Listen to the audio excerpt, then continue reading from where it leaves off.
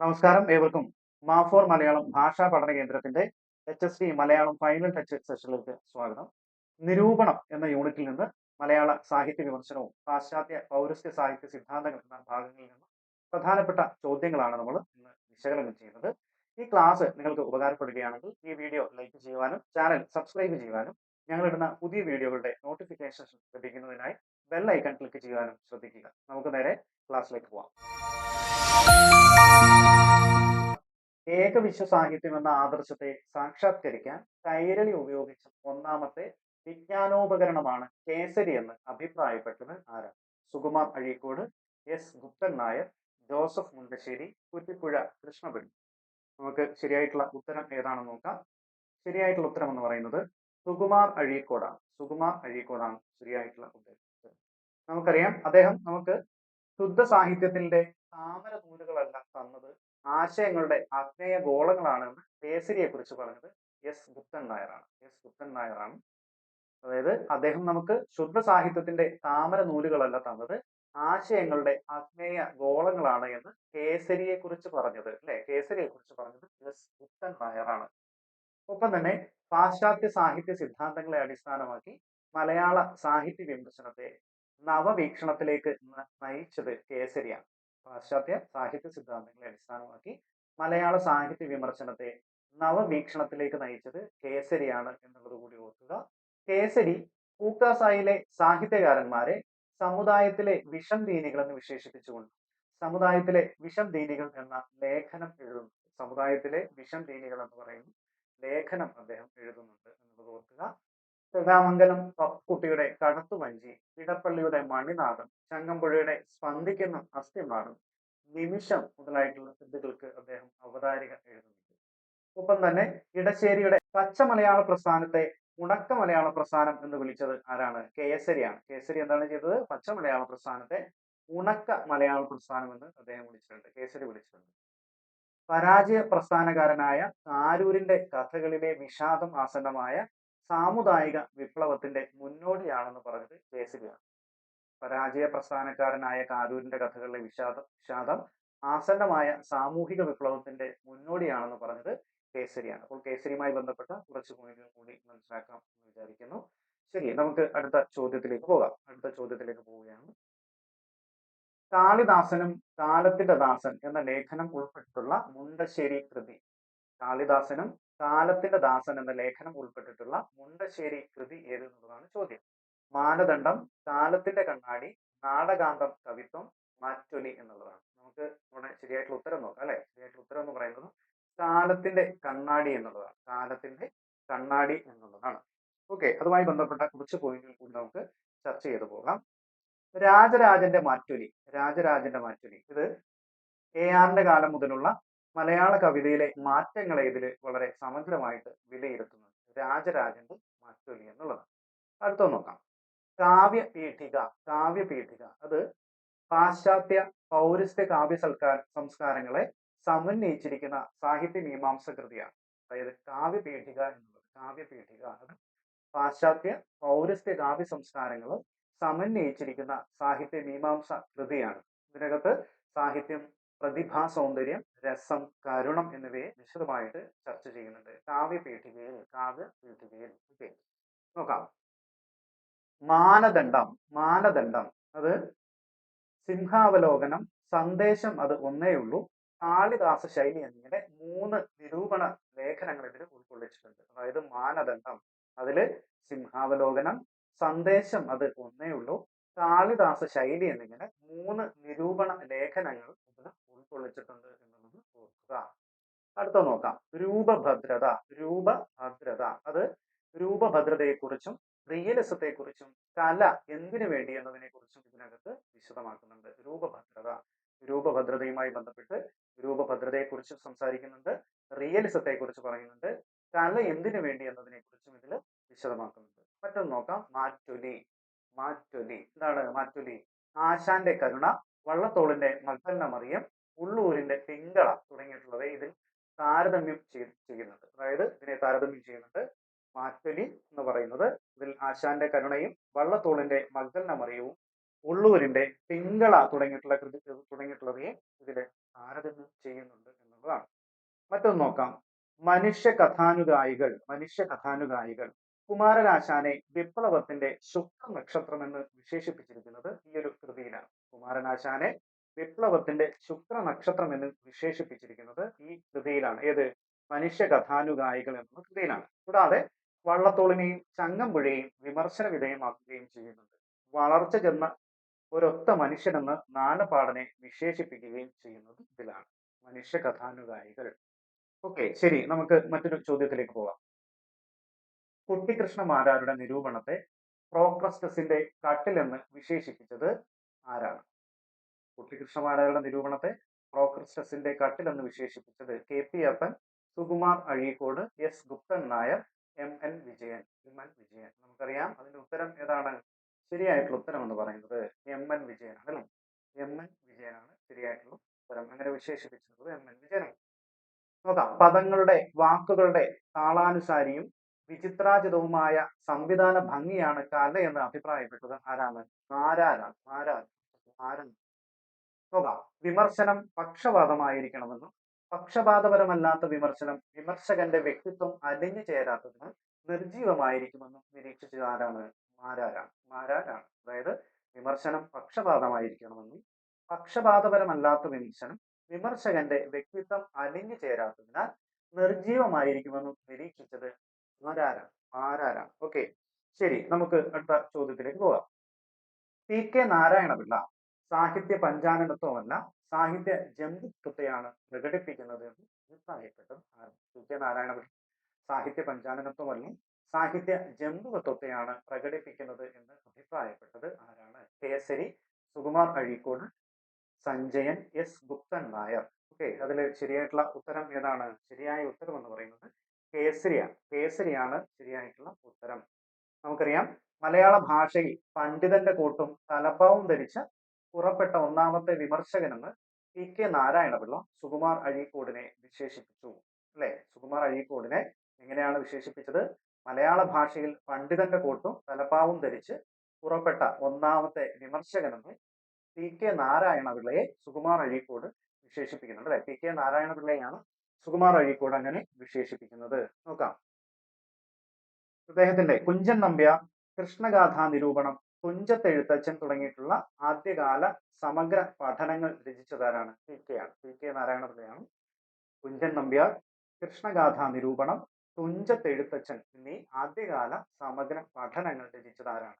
PK നാരായണപിള്ളയാണ് അല്ലെ. PK നാരായണപിള്ളയാണ്. Okay, ശരി, അടുത്ത ചോദ്യത്തിലേക്ക് പോകുന്നു. ആധുനികതയുടെ സൈദ്ധാന്തിക നിലപാട് ആവിഷ്കരിക്കുന്ന KP അപ്പന്റെ കൃതി ഏതാണ്? ആധുനികതയുടെ സൈദ്ധാന്തിക നിലപാട് ആവിഷ്കരിക്കുന്ന KP അപ്പന്റെ കൃതി. തിരസ്കാരം, കലഹവും വിശ്വാസവും, പേനയുടെ സമരമുഖങ്ങൾ, എതിർവാക്കുകൾ. അതിൽ ശരിയായിട്ടുള്ള ഉത്തരം ഏതാണ്? ആധുനികതയുടെ സൈദ്ധാന്തിക നിലപാട് ആവിഷ്കരിക്കുന്ന KP അപ്പന്റെ കൃതി എന്ന് പറയുന്നത് തിരസ്കാരമാണ് അല്ലെ. തിരസ്കാരമാണ് ശരിയായിട്ടുള്ള ഉത്തരം എന്ന് പറയുന്നത്. നമുക്കറിയാം മലയാള സാഹിത്യത്തിൽ 70കളിലുണ്ടായ ആധുനികതാ പ്രസ്ഥാനത്തിന് ദിശാബോധം നൽകുകയും ഭാവുകത്വ പരിണാമത്തിന് സൈദ്ധാന്തിക ഭൂമിക ഒരുക്കുകയും ചെയ്ത നിരൂപകനാണ് KP അപ്പൻ അല്ലെ. അപ്പോൾ മലയാള സാഹിത്യത്തിലെ 70കളിൽ ഉണ്ടാകുന്ന ആധുനികതാ പ്രസ്ഥാനത്തിന് ദിശാബോധം നൽകുകയും ഭാവുകത്വ പരിണാമത്തിന് സൈദ്ധാന്തിക ഭൂമിക ഒരുക്കുകയും ചെയ്ത നിരൂപകനാണ് ആര്? KP അപ്പൻ. നോക്കാം. 1972 പ്രസിദ്ധീകരിച്ച ആദ്യ കൃതിയായിട്ടുള്ള ശോഭിക്കുന്നവരുടെ സുവിശേഷം എന്ന ലേഖന സമാഹാരത്തോടെയാണ് അദ്ദേഹം മലയാളത്തിലെ സാഹിത്യ നിരൂപകന്മാരുടെ ഇടയിൽ ശ്രദ്ധിക്കപ്പെടാൻ തുടങ്ങിയത് അല്ലെ. KP അപ്പൻ അദ്ദേഹത്തിന്റെ ആദ്യത്തെ കൃതി എന്നുള്ള നിലയിൽ 1972 പ്രസിദ്ധീകരിച്ച ആദ്യ കൃതിയായിട്ടുള്ള ശോഭിക്കുന്നവരുടെ സുവിശേഷം അല്ലെ. ശോഭിക്കുന്നവരുടെ സുവിശേഷം അദ്ദേഹത്തിന്റെ ആദ്യത്തെ ലേഖന സമാഹാരം. അതിലൂടെയാണ് അദ്ദേഹം സാഹിത്യ നിരൂപകന്മാരുടെ ഇടയിലേക്ക് ശ്രദ്ധിക്കപ്പെടാൻ തുടങ്ങിയത് എന്നുള്ളത് കൂടി ഓർക്കുക. നോക്കാം, മറ്റൊരു പോയിന്റ് നോക്കാം. പാശ്ചാത്യ സാഹിത്യ സിദ്ധാന്തങ്ങളിൽ ആഴത്തിൽ അറിവുണ്ടായിരുന്ന അപ്പന്റെ ഗദ്യശൈലിയെ രൂപപ്പെടുത്തിയ സ്വാധീനങ്ങളിലൊന്ന് ബൈബിളായിരുന്നു. ഇതിന്റെ പേരിൽ അല്ലെ, ഈ ഒരു ബൈബിളിന്റെ പേരിൽ അദ്ദേഹത്തിന് ക്രിസ്തീയ ബിംബങ്ങളുടെ തടവുകാരൻ, a prisoner of Christian images എന്ന കഥാകൃത്തായ GN പണിക്കർ അദ്ദേഹത്തെ വിമർശിച്ചിട്ടുണ്ട് അല്ലെ. അതായത് ക്രിസ്തീയ ബിംബങ്ങളുടെ തടവുകാരനെന്ന് കഥാകൃത്തായിട്ടുള്ള GN പണിക്കർ അദ്ദേഹത്തിനെ വിമർശിച്ചിട്ടുണ്ട്. ഓക്കെ, അതുകൂടി ഓർക്കുക. ശരി, നമ്മൾ അടുത്ത ചോദ്യത്തിലേക്ക് പോകുന്നു.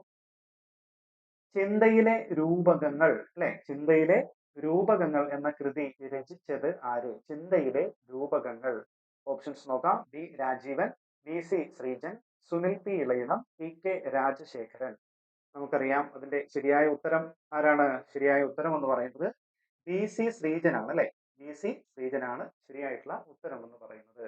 നമുക്കറിയാം മാർക്സിസം ലെനിനിസത്തിന്റെ ഒക്കെ സ്വാധീനത്തിലാണ് സാഹിത്യ നിരൂപകനായിട്ട് BC ശ്രീജൻ രംഗപ്രവേശം ചെയ്യുന്നത്. സാഹിത്യ നിരൂപകനായിട്ട് BC ശ്രീജൻ രംഗപ്രവേശം ചെയ്യുന്നത് ആ ഒരു സ്വാധീനത്തിലാണ്, മാർക്സിസത്തിന്റെയും ലെനിനിസത്തിന്റെയും ഒക്കെ സ്വാധീനത്തിലാണ്. ചിന്തയിലെ രൂപങ്ങൾ, പ്രവാചകന്റെ മരണം, കഥയും പ്രത്യയശാസ്ത്രവും, വാക്കും വാക്കും, അർത്ഥാന്തരന്യാസം, ആധുനികോത്തരം, വിമർശനവും വിശകലനവും, വിമർശനാത്മക സിദ്ധാന്തം, നോവൽ വായനകൾ, പ്രതിവാദങ്ങൾ തുടങ്ങിയിട്ടുള്ളവ അദ്ദേഹത്തിന്റെ പ്രധാനപ്പെട്ട നിരൂപണ കൃതികളാണ്. അദ്ദേഹത്തിന്റെ പ്രധാനപ്പെട്ട നിരൂപണ കൃതികൾ നമുക്ക് ഒരിക്കൽ കൂടി നോക്കാം. ഏതൊക്കെയാണ്? BC ശ്രീജന്റെ പ്രധാനപ്പെട്ട നിരൂപണ കൃതികളാണ് നമ്മൾ പറയുന്നത്. ചിന്തയിലെ രൂപകങ്ങൾ, അല്ലെ, ചിന്തയിലെ രൂപകങ്ങൾ എന്നുള്ളത് ഒരെണ്ണം വരുന്നുണ്ട്. പ്രവാചകന്റെ മരണം, അതിന്റെ വർഷം 1993. കഥയും പ്രത്യയശാസ്ത്രവും 1993. വാക്കും വാക്കും അത് 1996. അർത്ഥാന്തരന്യാസം അത് 1999 വന്നിട്ടുള്ളത്. ആധുനികോത്തരം, വിമർശനവും വിശകലനവും 1999 തന്നെ വരുന്നുണ്ട്. ഒപ്പം തന്നെ അതേ വർഷം തന്നെ വിമർശനാത്മക സിദ്ധാന്തം അത് 1999 തന്നെയാണ്. നോവൽ വായനകൾ 2003 പുറത്തിറങ്ങിയതാണ്. നോവൽ വായനകൾ. പ്രതിവാദങ്ങൾ 2004. ഇത്രയുമാണ് അദ്ദേഹത്തിന്റെ പ്രധാനപ്പെട്ട നിരൂപണ കൃതികൾ എന്ന് പറയുന്നത്. BC ശ്രീജന്റെ പ്രധാനപ്പെട്ട നിരൂപണ കൃതികളെ പറ്റിയാണ് നമ്മൾ സംസാരിച്ചത്. ശരി, നമുക്ക് അടുത്ത ഓൾവേസ് ഹിസ്റ്റോറിസൈസ്, എല്ലായ്പ്പോഴും ചരിത്രവൽക്കരിക്കുക. ഇതിന്റെ വക്താവ് ആരാണ്? ഓൾവേസ് ഹിസ്റ്റോറിസൈസ് എന്ന് പറഞ്ഞിട്ടുള്ള വക്താവ് ആരാണ് എന്നുള്ളതാണ് നമ്മുടെ ചോദ്യം. Foucault, Althusser, Gramsci, Fredric James. ശരിയായിട്ടുള്ള ഉത്തരം ഏതാണെന്ന് നമ്മൾ നോക്കേണ്ടതായിട്ടുണ്ട്. ഇതായിരിക്കും ശരിയായിട്ടുള്ള ഉത്തരം. ഫൂക്കോയാണോ, അൽത്തൂസർ ആണോ, ഗ്രാംഷി ആണ്, ഫ്രെഡറിക് ജെയിംസൺ ആണ്? നമ്മുടെ ശരിയായിട്ടുള്ള ഉത്തരം എന്ന് പറയുന്നത് ഓപ്ഷൻ ഡി ആണ്. ഫ്രെഡറിക് ജെയിംസൺ ആണ്. ഫ്രെഡറിക് ജെയിംസൺ ആണ് നമ്മുടെ ഉത്തരം എന്ന് പറയുന്നത്. ഓക്കെ, അങ്ങനെയെങ്കിൽ ജ്ഞാനിമം എന്ന സങ്കല്പനം അവതരിപ്പിച്ചത് ആരാണ്? ജ്ഞാനിമം എന്ന സങ്കല്പനം അവതരിപ്പിച്ചത് ആരാണ്? അത് ഫൂക്കോയാണ്. ഫൂക്കോയാണ് ജ്ഞാനിമം എന്ന സങ്കല്പനം അവതരിപ്പിച്ചിട്ടുള്ളത്. ഹെജിമണി ആരുടേതാണ്? മേൽക്കോയ്മവാദം. ഹെജിമണി ഗ്രാംഷിയുടേതാണ്. ഗ്രാംഷിയുടേതാണ് ഹെജിമണി എന്നുള്ളത്.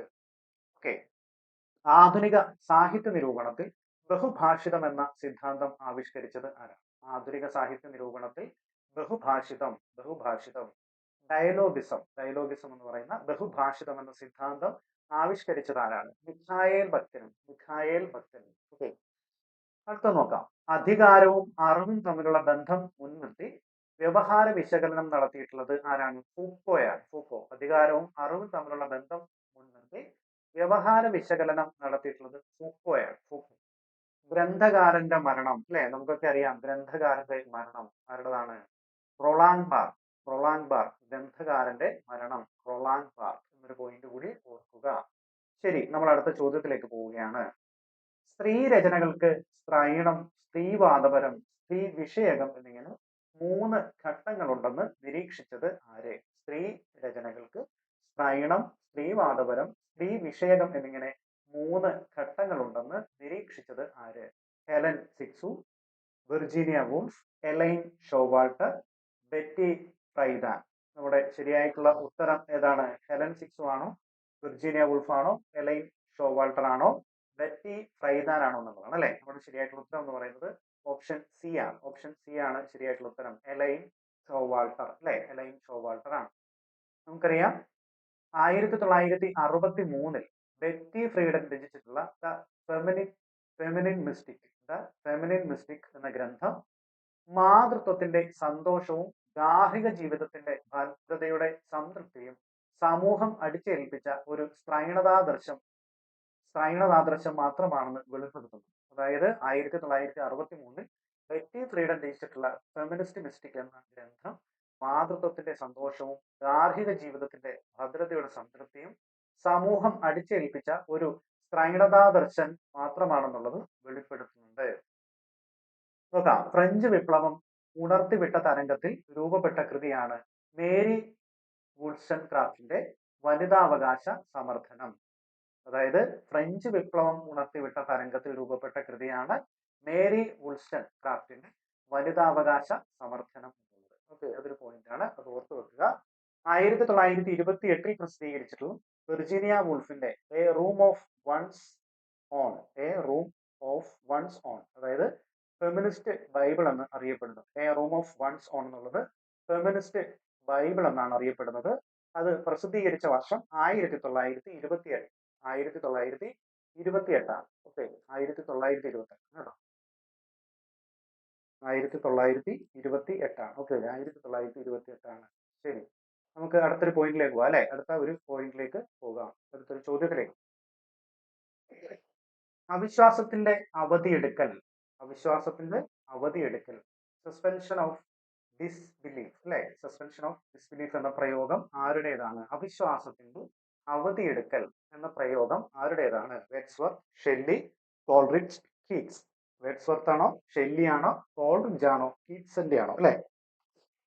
ആരുടേതാണ്? നമുക്കറിയാം, അത് ഓപ്ഷൻ സി ആണ്, കോൾറിഡ്ജിൻ്റെതാണ് അല്ലെ.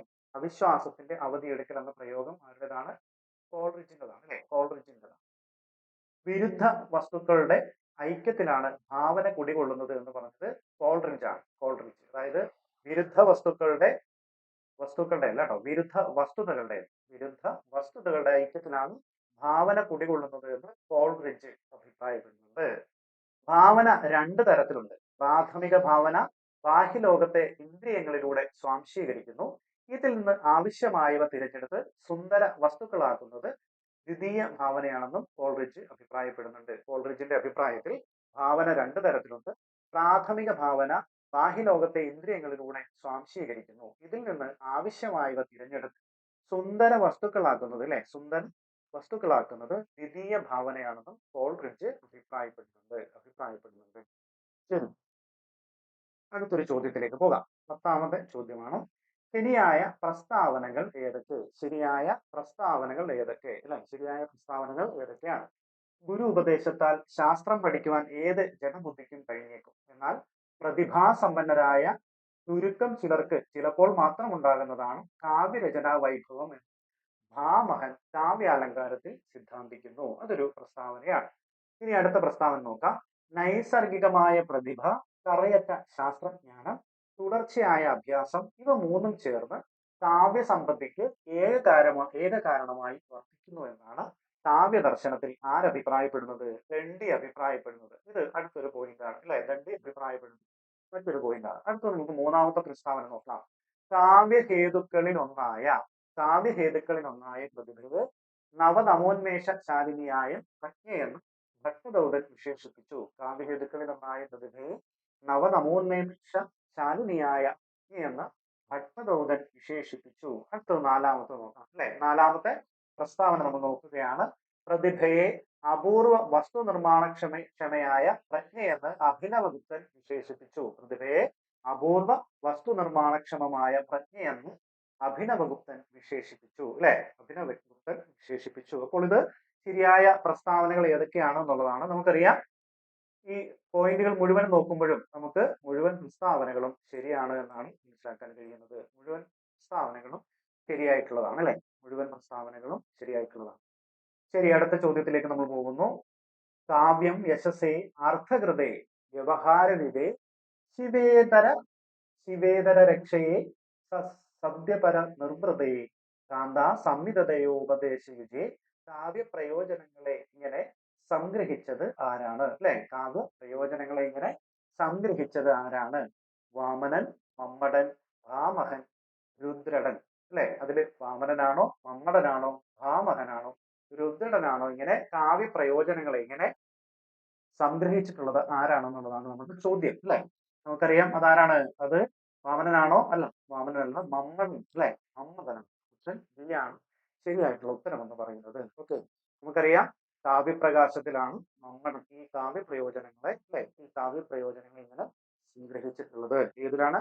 കാവ്യപ്രകാശത്തിൽ അല്ലേ? കാവ്യപ്രകാശത്തിലാണ് മമ്മൂദും കാവ്യപ്രയോജനങ്ങൾ ഇങ്ങനെ സംഗ്രഹിച്ചിട്ടുള്ളത്. ശരി, നമുക്ക് അടുത്തൊരു ചോദ്യത്തിലേക്ക് പോകാം.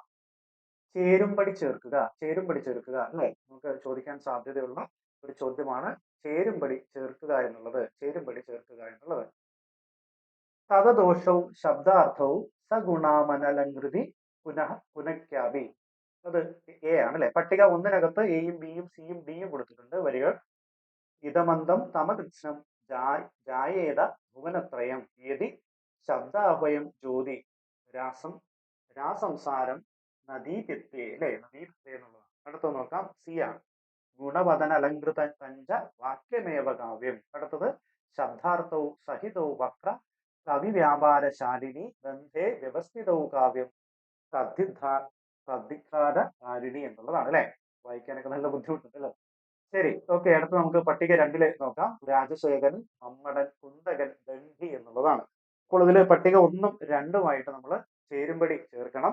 അതിന്റെ ശരിയായ ഉത്തരം ഞാൻ പറയാം, നമുക്ക് സമയം കളയാനില്ല അല്ലെ. അപ്പോൾ അതിന്റെ ശരിയായിട്ടുള്ള ഉത്തരം എന്ന് പറയുന്നത് ഓപ്ഷൻ സി ആണ്. ശരിയായിട്ടുള്ള ഉത്തരം എന്ന് പറയുന്നത് ഓപ്ഷൻ സി ആണ്. അതായത് A2 ആണ്. A2 ആണ് അല്ലെ. A2 ആണ്. മമ്മടന്റെ വരിയാണ്. മമ്മടന്റേതാണ്. അടുത്ത് നോക്കാം. അടുത്തത് B4 അല്ലെ. B4 ആണ്. B4 എന്ന് പറയുമ്പോൾ B4 ദണ്ഡിയുടേതാണ് അല്ലെ. ഇതമന്തം എന്ന് പറയുന്നത് ദണ്ഡിയുടേതാണ്. അടുത്തത് C1 ആണ്. C1 ആണ് അല്ലെ. സി എന്ന് പറയുമ്പോൾ രാജശേഖരൻ്റെതാണ് അല്ലെ. രാജശേഖരന്റെ വരികളാണ്. അടുത്തത് കുന്തകന്റെതാണ് അല്ലെ. B3 കുന്തകന്റെതാണ്. കുന്തകന്റത് ശബ്ദാർത്ഥവും സഹിതവും എന്ന് തുടങ്ങുന്നത് അല്ലെ. ഓക്കെ, ശരി. നമുക്ക് അടുത്ത ഒരു ചോദ്യം കൂടി നോക്കാം. ഓരോ പാട്ടിലും വിന്യസിതമാകുന്ന ദേശകാലങ്ങളെ തൊൽക്കാപ്പിയർ വിശേഷിപ്പിക്കുന്നത് എങ്ങനെ? ഓരോ പാട്ടിലും വിന്യസിതമാകുന്ന ദേശകാലങ്ങളെ തൊൽക്കാപ്പിയർ വിശേഷിപ്പിക്കുന്നത് എങ്ങനെ? മുതൽ പൊരുൾ, കരിപ്പൊരുൾ, ഉരിപ്പൊരുൾ, അകപ്പൊരുൾ അല്ലെ. അകപ്പൊരുൾ എന്നുള്ള നിലയിലാണ്. അപ്പോൾ നമുക്കതിന്റെ ഉത്തരം ഏതാണെന്ന് നോക്കാം അല്ലെ. അതിന്റെ ഉത്തരം ഏതാണെന്ന് നോക്കാം. ഓരോ പാട്ടിലും വിന്യസിതമാകുന്ന ദേശകാലങ്ങളെ തൊൽക്കാപ്പിയർ വിശേഷിപ്പിക്കുന്നത് എങ്ങനെ എന്നുള്ളതായിരുന്നു നമ്മുടെ ചോദ്യം. മുതൽ പൊരുളാണോ, കരിപ്പൊരുളാണോ, ഉരിപ്പൊരുളാണോ, അകപ്പൊരുളാണോ എന്നുള്ളതാണ് അല്ലെ. ശരിയായിട്ടുള്ള ഉത്തരം ഏതാണ്? നമ്മുടെ ഉത്തരം ഓപ്ഷൻ എ ആണ്. ഓപ്ഷൻ എ ആണ്. അതായത് മുതൽ പൊരുളാണ്. മുതൽ പൊരുളാണ് ഇതിന്റെ ഉത്തരം എന്ന് പറയുന്നത്. നമുക്കറിയാം, കാവ്യ സാമഗ്രികളെ തൊൽക്കാപ്പിയർ 3ആയി ഇനം തിരിക്കുന്നുണ്ട് അല്ലെ. 3ആയിട്ട് ഇനം തിരിക്കുന്നുണ്ട്. അത് ഏതൊക്കെയാണ്? മുതൽ പൊരുളും